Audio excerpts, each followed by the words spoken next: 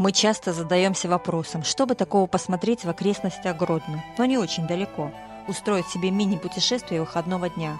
Мне кажется, отличным вариантом будет поездка в агроусадьбу, которая расположена недалеко от озера Юбилейное в окрестностях Гродно и называется Каролинский фольварок Тезенгауза. Если заинтересовало, то присоединяйтесь, все расскажу и покажу в подробностях.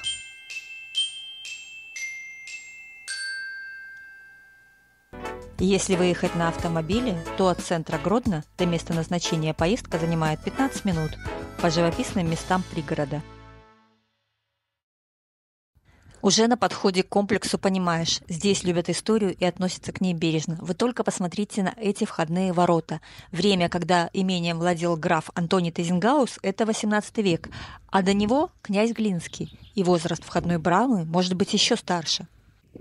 Зайти на территорию может абсолютно любой желающий, причем совершенно бесплатно. Я приехала в рабочий день, поэтому была здесь одна. Представляете, это было незабываемо. До этого была здесь выходной день, и надо сказать, что народу было не так, чтобы много, места хватит всем. Но приезжают гродницы сюда погулять, и надо сказать, здесь есть что посмотреть. Великолепный парк, мельница, каплица, ротонды, дома, каждый со своим названием, музеи и даже подземное царство. Есть еще озеро с мини-водопадом, но я постараюсь сейчас вам все показать и рассказать подробно, все как мы любим. Я покажу все строения, расположенные на территории внутри. Вдруг кто-то решит снять эти апартаменты для себя, либо под какое-нибудь значимое событие. Здесь отмечают свадьбы, крестины, дни рождения, часто приезжают на выходные, останавливаются в гостинице, либо в отдельных домиках. Все цены, как мне сказали, указаны на сайте агроусадьбы. Ссылку я оставлю в описании к этому видео, так что озвучивать ничего не буду. Посмотрите, кому интересно. Это дом, который имеет название «Дубы».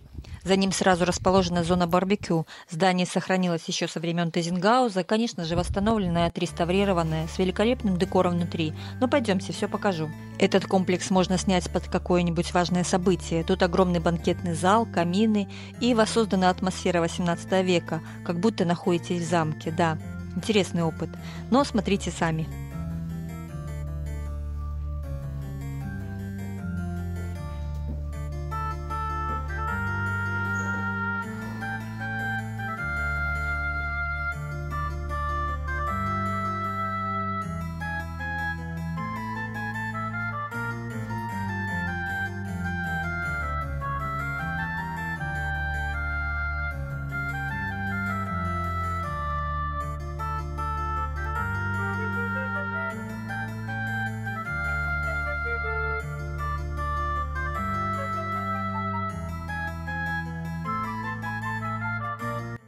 Вот здесь, на лужайке перед домом, установлена сцена, и в летний период, когда проходят концерты и даже спектакли, на территории есть лавки, скамейки и качели. Можно посидеть, понаблюдать, посмотреть, полюбоваться этой красотой. Территория огромная, так что никто никому не мешает. Мест для отдыха очень много. Знаете, то, что я была здесь одна, прямо необычный опыт. Тишина, только пение птиц и свежий воздух. В общем, я тут, как это модно нынче говорить, замедлилась и предалась релаксу.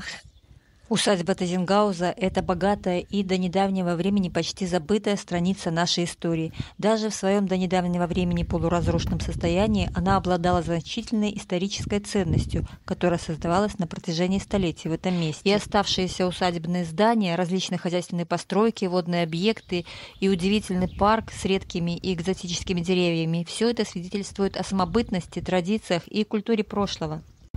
Земли имения когда-то были подарены татарам в знак особого расположения королевой Боной Сфорца.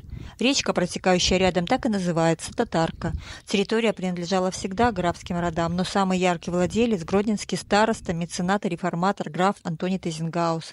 При нем здесь был заложен парк, собирались построить великолепный дворец, не хуже, чем у Воловичей в Святске, но замысел в полной мере так и не был реализован. Во многом потому, что Тезенгаус попал в опалу к королю Понятовскому и был отстранен от власти. Все это есть в одном из моих видео, где я подробно рассказываю об этом. А это, как вы уже поняли, здание каплицы, и есть возможность провести священные обряды, венчание и крестины, например.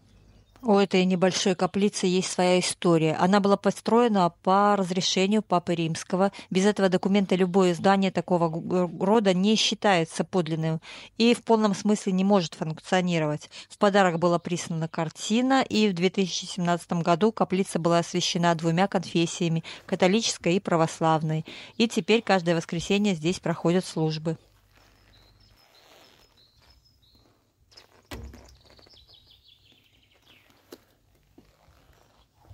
Ну что, пойдем гулять дальше. Территория огромная, и каждый найдет уголок, где ему больше всего понравится. Я вот, например, на подвесной качельке покаталась. Жаль, снимать меня было некому. Получился этот кадр не в центре. Ну что же сделать? Ну было необычно, прямо как в детстве. В зоне барбекю есть интересные фрески на стенах и вообще атмосферно. Все сделано очень добротно. Современный фольварок поднимали из руин, и само восстановление началось аж в 2003 году. 8 лет непрерывного труда и значительная часть имения к 2018 возродили из руин. Целенаправленно превращали комплекс старинных построек в настоящее имение. Предварительно я сняла небольшое шортс-видео, которое разместила в ТикТоке. И за сутки ролик набрал около 25 тысяч просмотров и сотни комментариев. Те, кто бывал здесь раньше, писали, что все очень изменилось в лучшую сторону. Постоянно ведутся какие-то работы по улучшению ландшафтного дизайна и самой агроусадьбы. Хотя были и те, кто слышал и видел это впервые. Скажу честно, что и я была в их числе. Я смутно помню, что что-то такое читала об усадьбе Тезенгауза под Гродно, но сама никогда не была. Так что я снимаю этот обзор, что называется, свежим взглядом и изучаю все вместе с вами.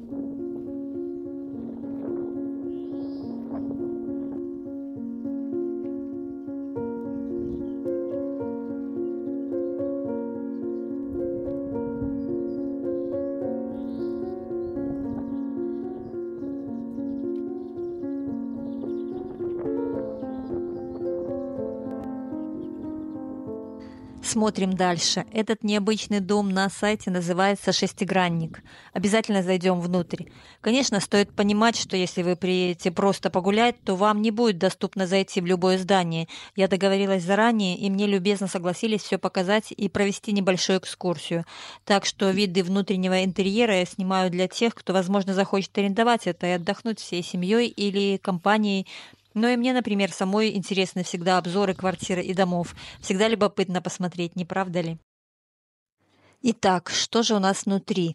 Заходим сразу в большой холл с мини-кухней. Ну и, очевидно, наверху ведет лестница, а там, скорее всего, жилые комнаты.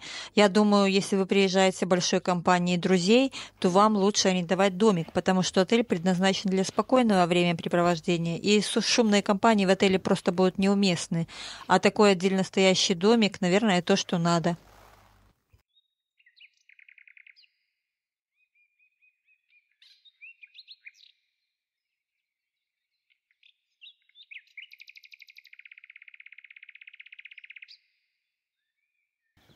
На территории есть теннисный корт и уличные тренажеры. И следующий дом, к которому мы идем, называется «Деревянный».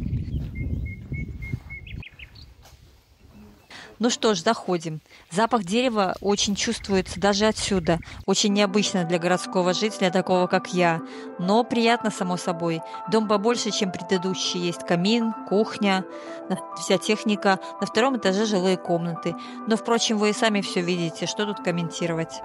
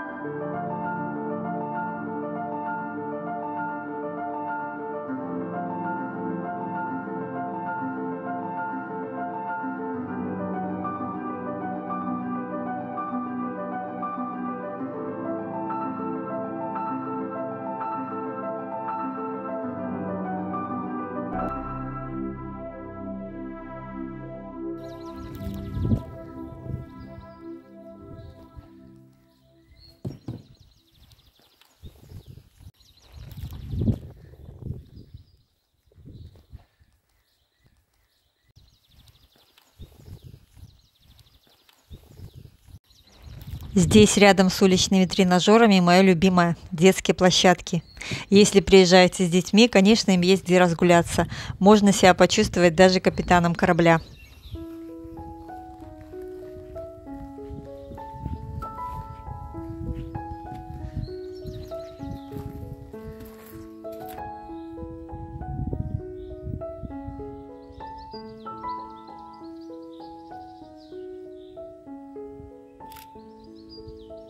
Глядя на все это великолепие сегодня, даже не верится, что в начале 2000-х все здесь лежало в руинах, и надо было восстанавливать все почти с нуля.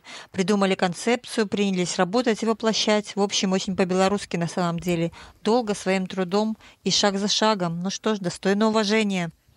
Как рассказал в одном из интервью управляющий имением Роман, нам повезло, что в каком-то смысле мы пришли сюда, территория была разрушена, и из-за этого не слишком сложно было начинать. Если бы здания были в лучшем состоянии, то они были бы признаны историко-культурной ценностью, и восстановление их потребовало куда больших средств. И едва ли такой проект был бы осуществим нашими силами.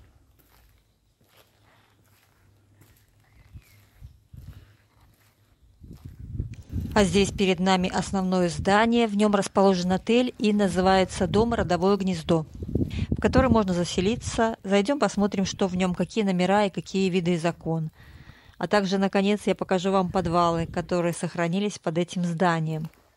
На одной из торцевых стен отеля нарисован герб самого Антония Тайзенгауза и указаны годы его жизни. 1733 это рождение и 1785, соответственно, год смерти. Да, всего 52 года. Как известно, история с отстранением от власти и арестом имущества очень подорвала здоровье подскарбия Великого княжества Литовского, и в последний год жизни он очень сильно болел, настолько, что уже даже не мог ходить. Когда Тайзенгауза обвинили в растрате госимущества и сняли с должности, его заводы, мануфактуры, а также эта усадьба перешли в частные владения. В отеле на втором этаже находится номерной фонд, а при Тайзенгаузе в этом здании размещались бальные залы, которые принимали самых знатных гостей, в том числе и из Гродно. А сегодня вот здесь можно снять номер и почувствовать себя гостем на великосветском приеме. Очень красивые и просторные балконы здесь.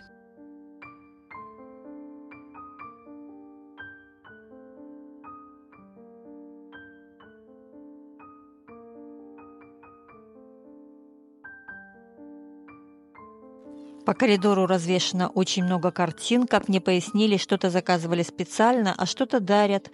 Ведь тут иногда проводятся пленэры для художников, и картинная галерея пополняется их работами. Здесь есть также бильярд и библиотека. Так что будет чем заняться в дождливую погоду.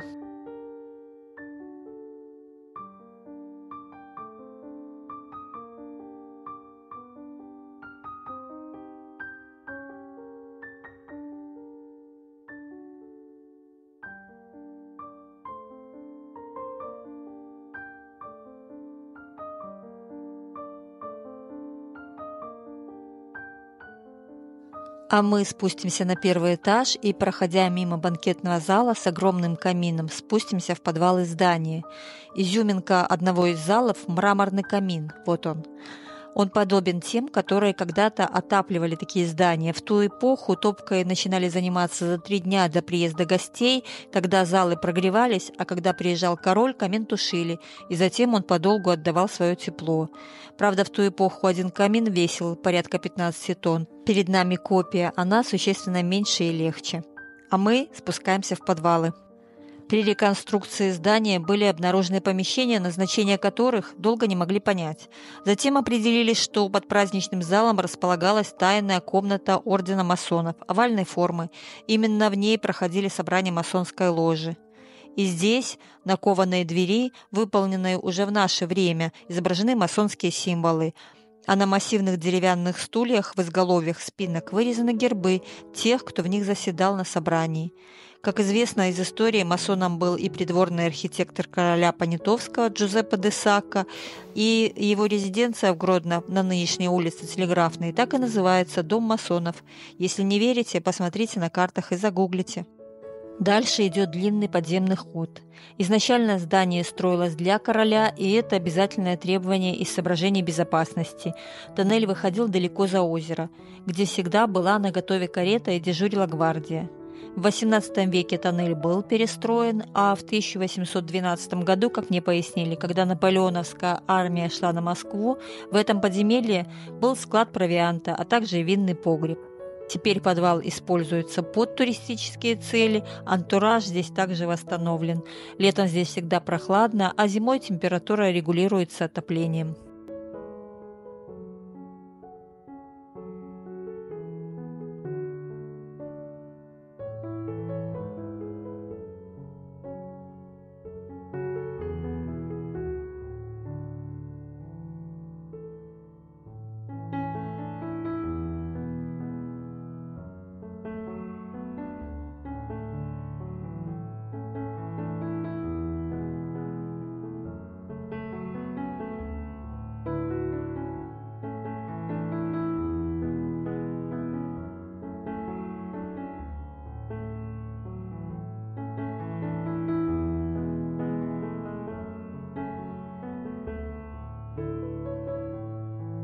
Освещение здесь не яркое, тусклое и, как и положено, под землей. Даже сотовая связь не ловит.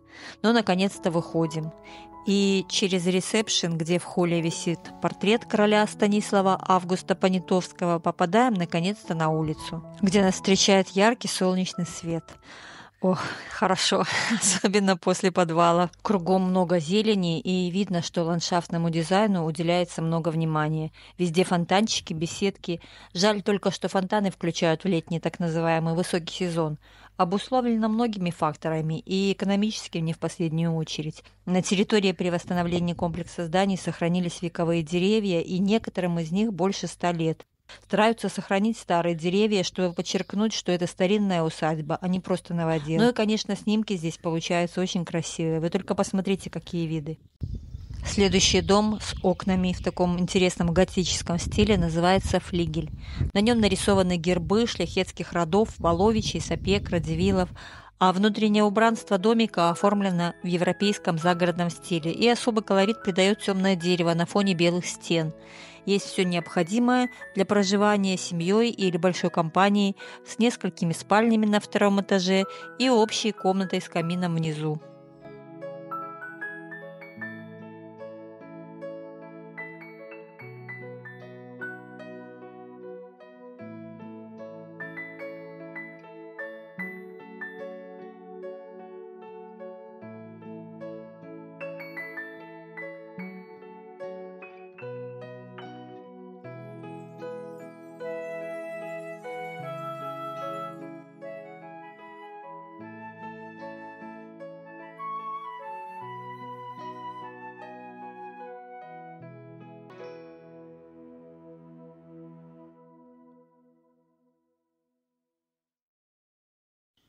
И, наконец, самый красивый, по моему мнению, домик называется «Домик художника».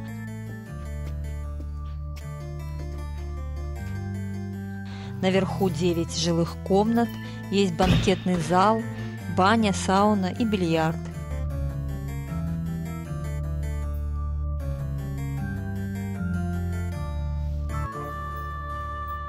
У стены одиноко стоит фортепиано. Это аутентичный реставрированный инструмент 1920 года. Теперь пойдем гулять по территории дальше. Я покажу вам музей. На территории есть собственный музей, и вход в него только по предварительной записи. Стоимость 10 рублей. А запись потому, что здесь нет постоянного человека, который бы работал на продажу билетов. И если вы запишетесь, то тогда для вас откроют и все покажут. Узнать больше информации можно по телефонам, указанным на сайте. Ссылка на сайт в описании к видео. Итак, музей. В музее можно узнать, как реставрировали усадьбу, много фотографий на эту тематику. И сам Антоний Тайзенгаус сидит за столом в импровизированном кабинете. Еще пара манекенов рядом. Это императрица Екатерина II и король Станислав Август Понятовский. А знаете, почему вместе сидят? А история вкратце такова. У Станислава Августа Понятовского было немного шансов занять трон, но при помощи Екатерины он заручился ее поддержкой, ему это удалось, он был его фаворитом. На последнем сейме Речи Посполитой в Новом замке в Гродно в 1795 году, 25 ноября, и дата была выбрана не случайно, это были именины российской императрицы и ровно 31 год правления Понятовского. Станислав Август отрекся от престола в пользу российской императрицы. Раздел страны был завершен, и белорусские земли стали на какой-то период времени частью Российской империи. В зале истории быта есть предметы домашнего обихода крестьян того времени. То, чем, возможно, пользовались наши прадедушки-прабабушки. Наверное, современным детишкам будет полезно и интересно узнать, как гладили белье, как стирали, как собирали урожай. Все бережно собрали в одном месте. А в третьем зале, в выставочном, висят картины участников международных пленэров Гродно дорог скрыжования, которые проходят в фольварке. Здание таких огромных размеров, потому что это бывшее зернохранилище.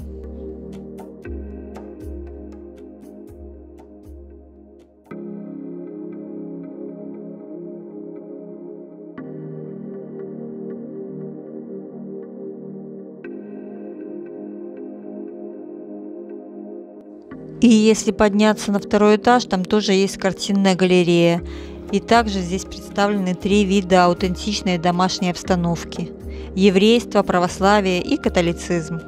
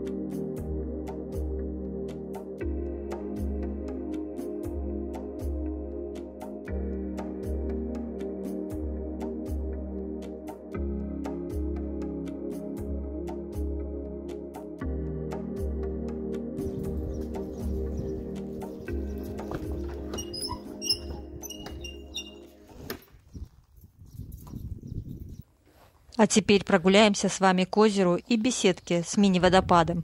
Есть много смотровых площадок с лавочками, где можно присесть отдохнуть и посмотреть на водную гладь.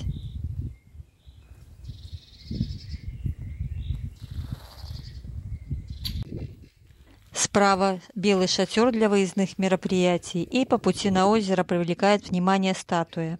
Эта скульптура, собранная из обломков, найденных в озере. Это изваяние Девы Марии для каплицы. В советское время ее развалили 3 сельчан, и ходили слухи, что судьба их сложилась трагически. А скульптуру возвел Козел Поклевский, также владевший фольварком какое-то время, в благодарность жене за подаренного наследника. Это естественное водохранилище, и на нем даже можно рыбачить. Плавают лебеди и утки, посередине устроен птичий остров.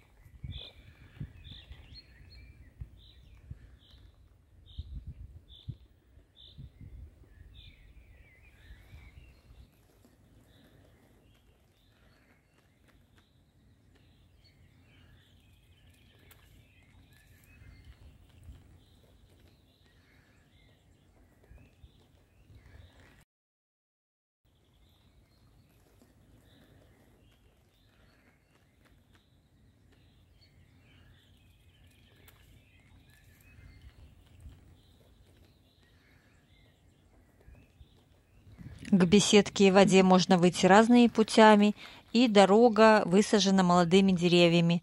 Но пройдет лет 30-50, и здесь уже будет аллея, по которой будут ходить уже наши дети и внуки.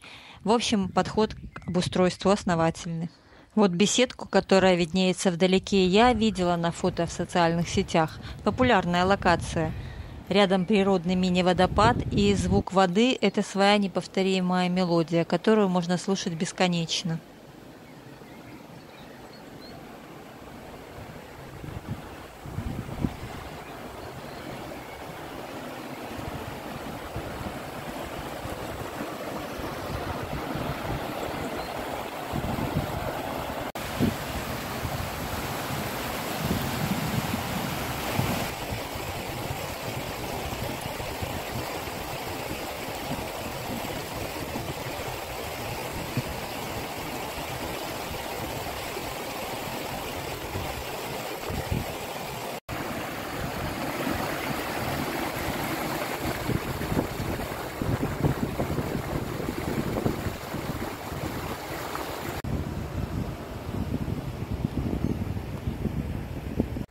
Агроусадьба в Кролино стала популярной именно благодаря сочетанию сельского туризма и возможностью почувствовать образ жизни XVIII века, благодаря уникальному сочетанию природы, тишины и воды, свежего воздуха и пения птиц. Это, наверное, лучшее место, чтобы набраться сил и хорошо провести время со своей семьей или компанией. Есть здесь и конные прогулки, но только в летний период времени и по предварительной записи. Территория огромная, приезжайте непременно, погулять и провести выходной день. Отличная идея. Кто знает, может быть, вам так понравится, что вы решите забронировать отдых с семьей или компанией. На территории очень много беседок, ротонд, лавочек, уютных уголков, и можно любоваться природой, не мешая друг другу. Помимо автомобиля сюда ходит и городской транспорт, автобус номер 35. Доедете почти до конечной и немного пройдете пешком или на велосипеде. Парковка для двухколесного транспорта здесь также имеется. Только один важный нюанс. Летом бывают дни, когда усадьбу полностью бронируют под частные мероприятия. Поэтому прежде чем ехать, созвонитесь и уточните, открыт ли фольварок для посетителей в этот день, когда собираетесь приехать. И если бы хотели посетить музей или покататься на лошадях, помните, я в начале видео рассказывала, что все это можно сделать только по предварительной записи. Так что залог вашего хорошего отдыха – это грамотное планирование, в этом половина успеха.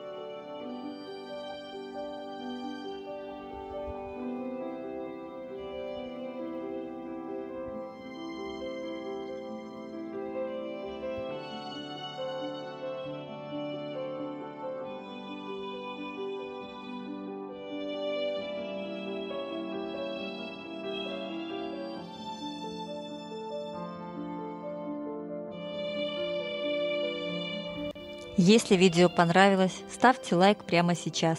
Алгоритмы YouTube продвигают только те видео, которые вызывают отклики у зрителей. Так что можете также писать свои комментарии. Может, кто-то уже посещал это место или даже заезжал сюда на загородный отдых на несколько дней. Поделитесь своими впечатлениями со всеми зрителями. А может быть, кто-то совсем ничего про эту усадьбу не знал, так же, как и я, и для кого-то это было прям-таки открытием. Пишите, высказывайте свое мнение. Рассказывайте свои истории. Мой канал для того и создан, для общения между людьми. А я, как всегда, всех обнимаю. Всем пока.